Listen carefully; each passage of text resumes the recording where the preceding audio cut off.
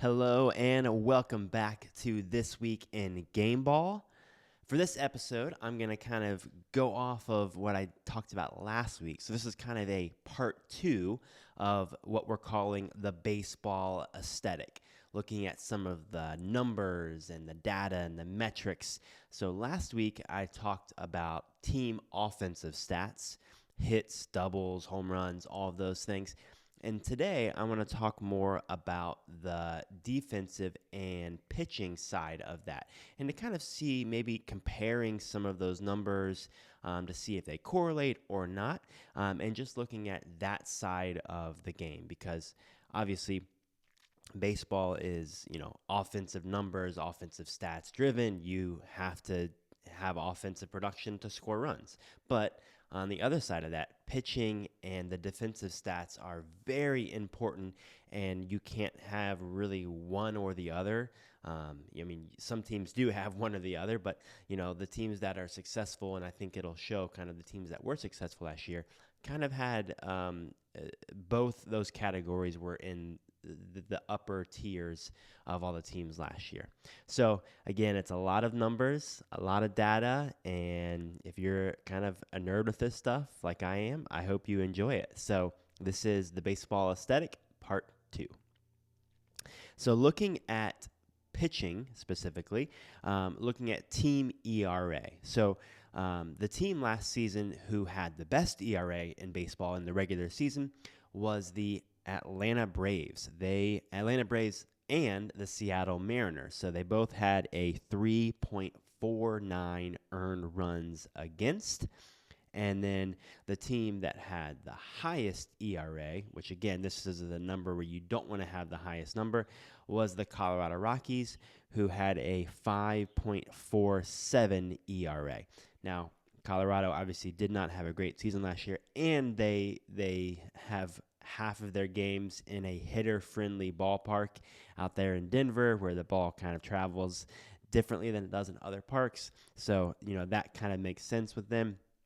Colorado actually was the only team who had a team ERA in the fives. Every other team in baseball had it in the fours or threes. And actually, the Miami Marlins were ranked number 29th, and they had a team ERA of 4.73, and then a big jump up where the Rockies were at 5.47 earned runs against.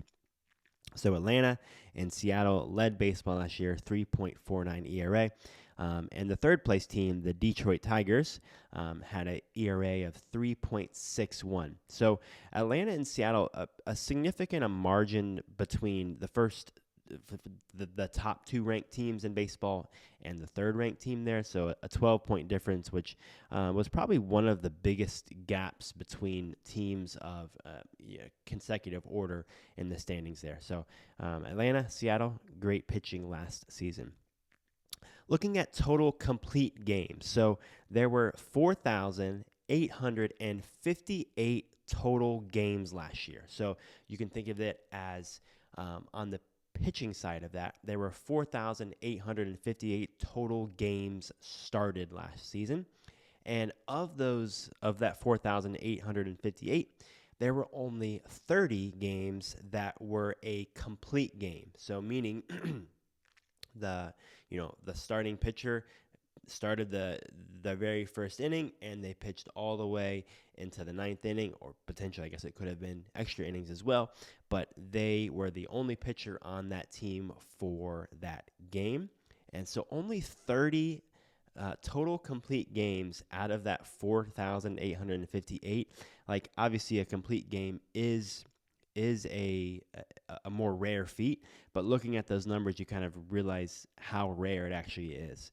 The Philadelphia Phillies led baseball last season with 5 total complete games. So this was the most. The second place team was the Toronto Blue Jays, who had 3 total complete games. The Atlanta Braves, the Kansas City Royals, the Houston Astros, and the San Francisco Giants all each had 2 complete games. And then there were a bunch of teams who had 1, and then a bunch of teams who didn't have any in there as well. Interesting stat I thought from this was from the Atlanta Braves, Max Fried pitcher for the Atlanta Braves, had 2 complete games himself, and the Atlanta Braves as a whole had 2 complete games. So he gets credit for all of the Atlanta Braves' 2 complete games last season. Looking at shutouts. So obviously a defensive shutout as a team pitching who does not give up any runs against the team they're facing. So again, 4,858 total games played, games started, games pitched. And there were 321 total games where one team did not score a run in any of the innings. So of that 4,858 games with 321 total shutouts, that brought the percentage of 6.6 total percent of all games last season ended in a shutout. The Atlanta Braves, again, highest ERA, had a couple complete games. They led baseball last season with 17 total shutouts. And the Colorado Rockies, again, I think I'm going to be probably mentioning their name quite frequently on this side of it, only had 1 total shutout last season. And a pretty big margin with them. The 29th ranked team was the Washington Nationals, who had 6 total shutouts to Colorado's 1. A pretty big gap there between the 29th and 30th ranked teams last season. Saves. So there were 1,225 total saves that were given to a relief pitcher or a closer last season. The MLB team average was at 41. The St. Louis Cardinals led baseball last season with a total of 55 total team saves, and the Chicago White Sox had the fewest at 21 total team saves. Looking at save opportunities, so this was, obviously like each time there's a save opportunity, maybe it will be successful or maybe not. So looking at total save opportunities, I mentioned there were 1,225 total saves. That's a stat that was given to a pitcher last year. But of the opportunities, there were 1,929 total save opportunities. So meaning across baseball last season, pitchers were successful in 1,225 of those. So out of that 1,929 total opportunities, that brought the successful rate for saves out of save opportunities to 63.5% success rate. Looking at those numbers, there were 704 total blown saves or unsuccessful saves out of those opportunities last season across baseball. The St. Louis Cardinals, obviously they led baseball last season in total number of saves, and they also led in the save opportunities. So they had 83 total save opportunities last season, and the Cincinnati Reds had the fewest save opportunities last season with only 51 total opportunities. Now, looking at the save successful percentage, the Cleveland Guardians had the highest successful rate out of their save opportunities. They had 69 total opportunities for saved. They were successful on 53 of those, bringing their percentage to 76.8% of all of their opportunities for saves they were successful on. And the Chicago White Sox had the lowest percentage in baseball last season. They had 58 total save opportunities, and they were successful on 21 of those, unsuccessful on 37 of those, bringing their percentage to 36.2% of their save opportunities being successful, and a quite bit more times they were unsuccessful in their save. So unsuccessful 37 times, only successful 21 times. Not a great stat for the Chicago White Sox last season in that department. Hopefully they can turn it around next season. Looking at hits given up, so I talked about total hits offensively last season, and I gave a number of 39,823. That was the total number of hits across baseball last season. The Colorado Rockies were the team that gave up the most hits at 1,604 total hits given up. And the Seattle Mariners gave up the fewest hits last season at 1,174. The MLB average was at 1,327. Hit differential. So this is looking at offensively, the offensive team hits versus the team pitching and defensive hits that were given up. So offensive hits that they get, and then offensive hits from the other team that they gave up when they were in the field. The Colorado Rockies had the lowest hit differential, which is, again, the lowest hit differential is not a stat you want to be leading. They were minus 285, meaning that they hit offensively. The Colorado Rockies hit 1,319 total hits, but on the pitching and defensive side, they gave up 1,604 hits. So that's where that minus 285 hit differential comes into play. The team that had the best hit differential was the Houston Astros, who were a positive at 210, meaning they had 1,448 total hits, and their pitching staff and defensive team only gave up 1,238 total hits given up. There were 13 teams who had a minus hit differential. So looking at, again, like they gave up more hits than they hit themselves. So there were 13 teams who had a minus hit differential, and 16 of those teams had a positive hit differential. Kind of a funny stat here that I saw, the St. Louis Cardinals were the only team last season to have a hit differential of 0, meaning they offensively hit 1,363 total hits, and they gave up 1,363 total hits. So for the Cardinals, it was a complete wash last season with their hit differential right at 0. So kind of a funny stat for playing 162 total games, kind of how that stat worked out. So let's take a look at earned runs. And I'm going to talk about earned runs and runs itself. So two different kind of categories in there. They're kind of the same stat, but a little bit slightly different in how they're portrayed. So if you look at an earned run, an ER is given to a pitcher or a team when the opposing team did something to deserve that run, meaning they got a hit and a runner scored, or they got a home run, or they had a walk with bases loaded. Anything like that gives them an earned run. And then a run itself is given to a team or a pitcher that, was due to an error or a potential passed ball on the play. So it's not necessarily the pitcher's fault itself, but the opposing team still scored that run. So let's take a look at earned runs first. The team in baseball this season who had the highest number of earned runs was the Colorado Rockies.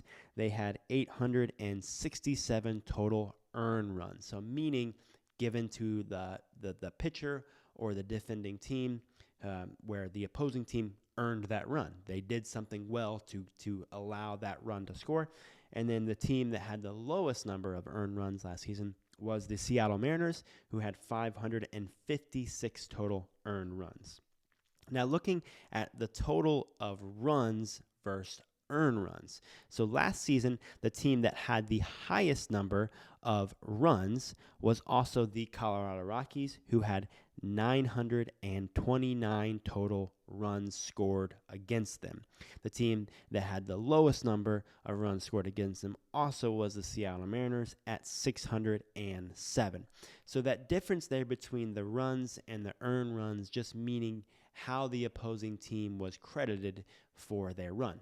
Did they earn it, or was it kind of given to them via an error or a pass ball on the play?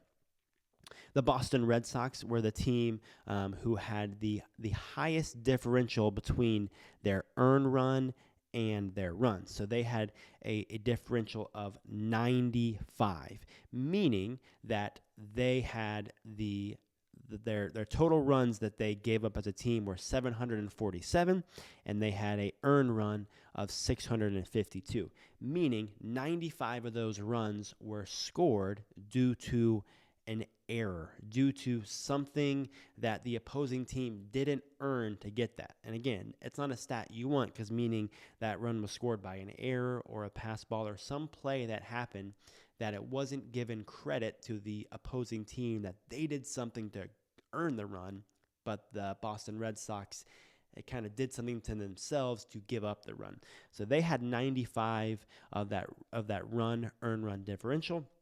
And the team with the best percentage of that, or the best number of that differential, was the Cincinnati Reds, who had 45, meaning that they gave up as a team 694 total runs. However, the runs that were given were 694. So only 45 of those runs on the Reds were given up due to an error or a mistake that they made. So again, it's inverse here, where you want to have the lower number of runs over earned run differential. Looking at home runs, so the home runs given up, obviously, like I mentioned last week, the total home runs hit last season was 5,453 total home runs. And then once again, I hate to say it because I like the stadium, I like the jerseys, I want Colorado to be good. But Colorado led baseball last season with a total number of 221 total home runs given up.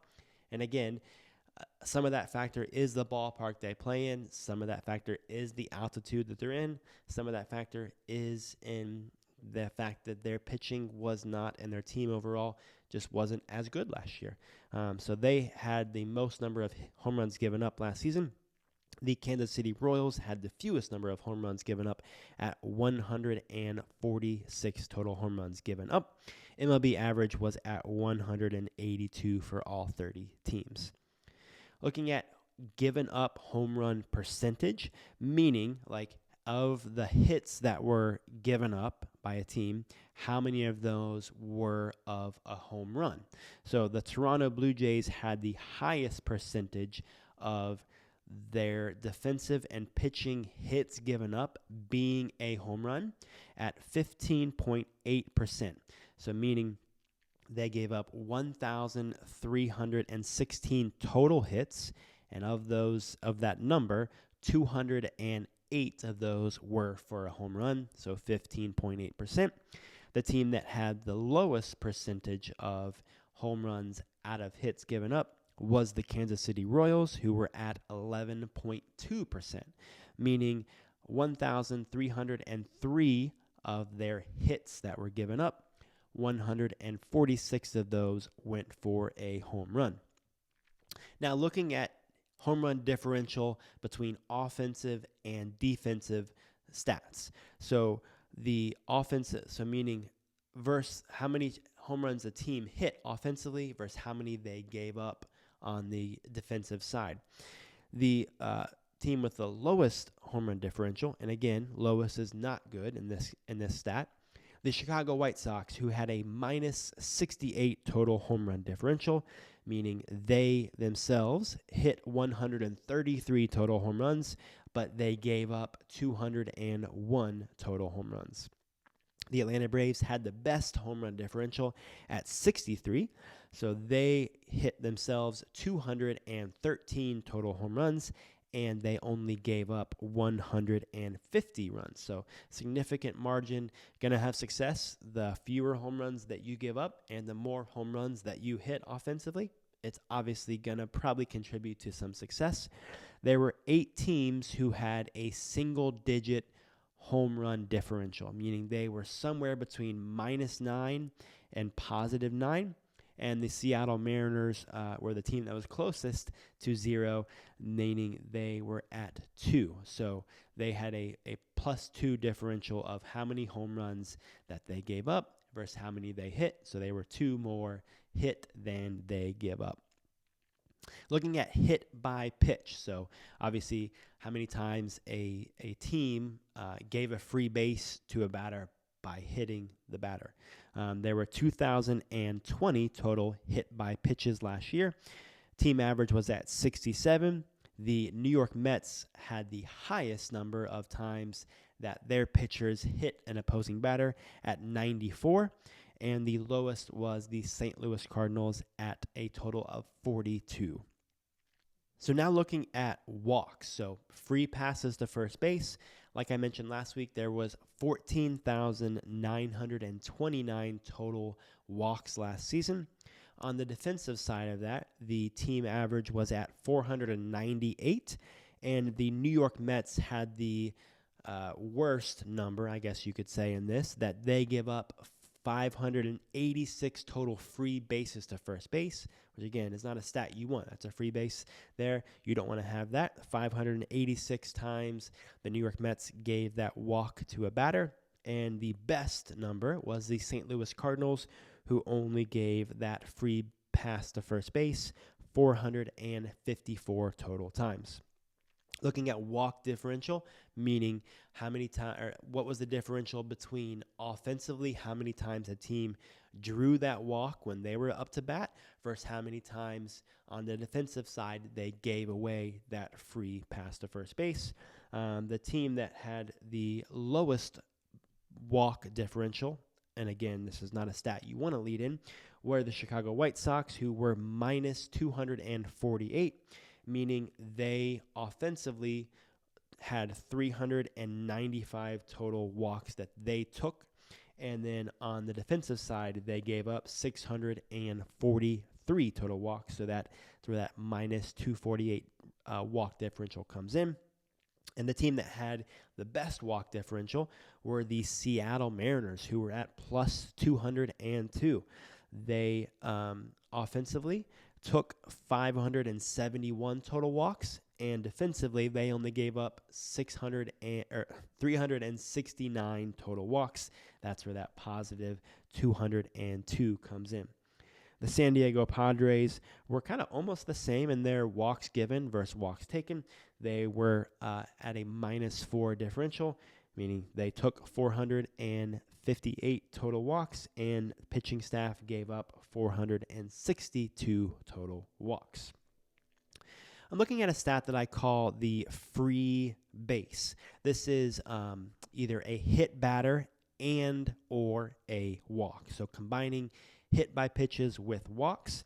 The team that had the most number of free bases given were the Chicago White Sox at 697, and the team with the best number of, or the fewest number of free bases given was the Seattle Mariners at 421. Looking at free bases plus a hit. So again, this is how many, the total number of whether it was a hit or whether it was a free base. Now this could be a hit by pitch, or a walk that was given up. The highest number of free bases plus hits was the Colorado Rockies at 2,233. And the team that gave up the fewest number of hits and free bases, free passes to first base, were the Seattle Mariners at 1,595. Looking at strikeouts now. So there were 41,197 total strikeouts last season. And I know I mentioned this stat last week as well. But the offensive, or I talked about the offensive side. Now looking at the defensive side, the team defensively who had the highest number of strikeouts, which in this case is good. Last week you don't want to lead this stat. This week you do want to lead this stat.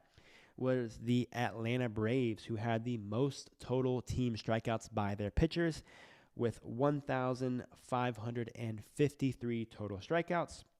The team that struck out opposing batters the fewest number of times were the Colorado Rockies at 1,118 total times.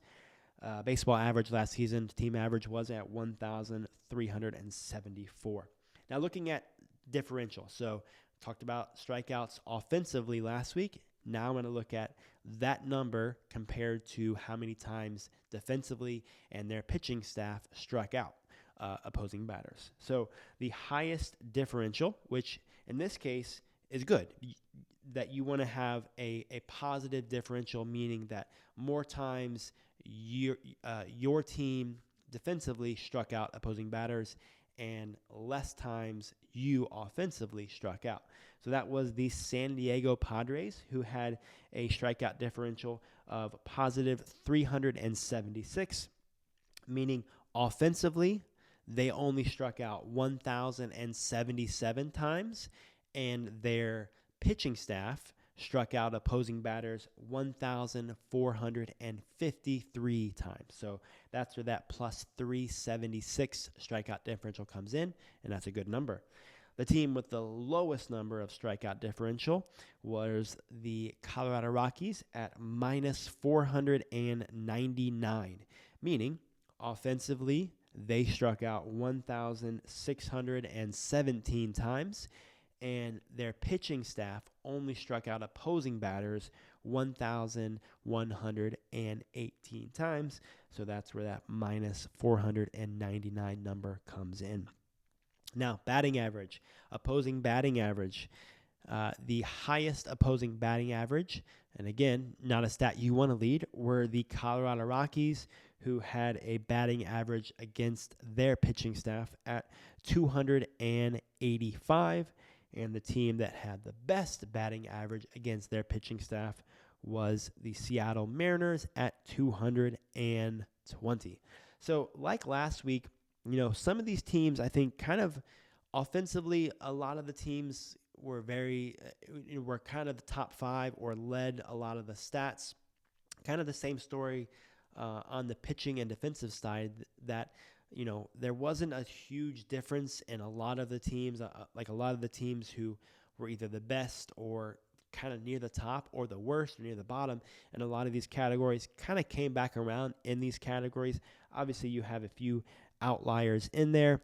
And then a lot of different factors go into the play of that, right? Like if you look at pitching, like I mentioned, the Colorado Rockies, we're kind of at the bottom of a lot of these stats, kind of the negative aspects of a lot of these stats, but they pitch in a unique ballpark that has a higher altitude, and the ball notoriously just travels farther in there. So, you're going to give up more hits. You're going to give up more earned runs. And then if your pitching staff isn't as strong, you have a higher incidence of teams being able to hit well in your ballpark. And if you can't, have a strong pitching staff, you're kind of in a bad spot in that ballpark. And then playing half of their games in that specific ballpark, definitely comes into a factor with that. Which kind of leads me into what I want to talk about next week. So next week, I have a interesting kind of idea that I want to talk about of ballpark factors. So looking at kind of where all 30 ballparks factored into how many home runs and hits occurred in those ballparks, and to kind of see if that ties into more of the offensive and pitching stats that I outlined. So kind of wrapping it up next week with this baseball aesthetic, looking at ballpark factors and how that played into all these stats and numbers. So that's it for this week in Game Ball.